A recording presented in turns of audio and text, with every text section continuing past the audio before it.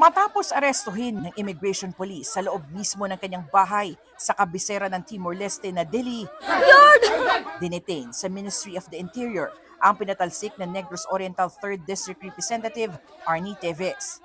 Bilang paghahanda ito sa kanyang deportation, dala na sa airport si Teves.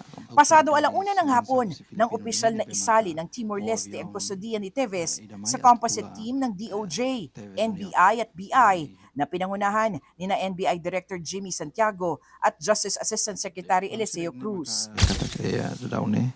Si Teves nakasuot ng puting t-shirt at shorts at napaliligiran ng Timorese authorities nang ilabas sa media.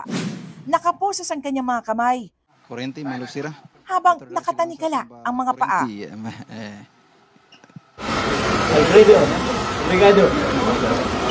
Dahil walang pasaporte, ang embahada na ang nag-issue ng travel document ni Teves.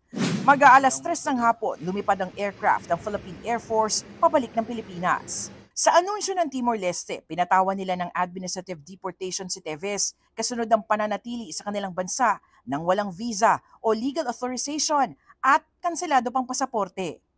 Ang pananatili raw ni Teves sa mahigit 2 taon doon ay nakakaapekto na sa bilateral relations ng Timor-Leste at ng Pilipinas at may implikasyon sa kanilang seguridad. Seryoso at di raw katanggap-tanggap ang presensya sa East Timor ni Teves na kinasuhan ng ilang mabibigat na krimen.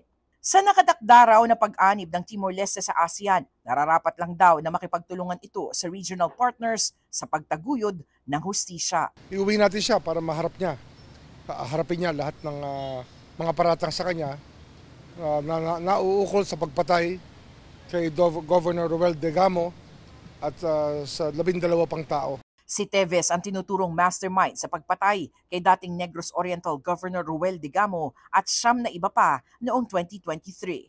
May 3 pang kaso ng murder si Teves para sa 3 magkakahiwalay na pagpatay noong 2019. Kwene-question naman ng legal team ni Teves ang nangyaring deportation, ngayong may nakabinbin pa silang petition for habeas corpus sa korte. Nag-issue po ng order ang Tribunal de Recursos ng Timor-Leste na sinasabing within 48 hours ay iharap sa hukuman si Congressman Teves upang magpaliwanag ang mga authorities ng Timor-Leste, mga executive authorities, kung bakit siya ay inaresto. Ngunit ito ay magiging moot and academic.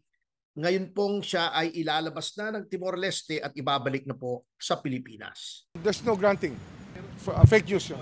Tiniyak naman ni Remulla na magiging patas ang proseso ng hustisya para kay Teves.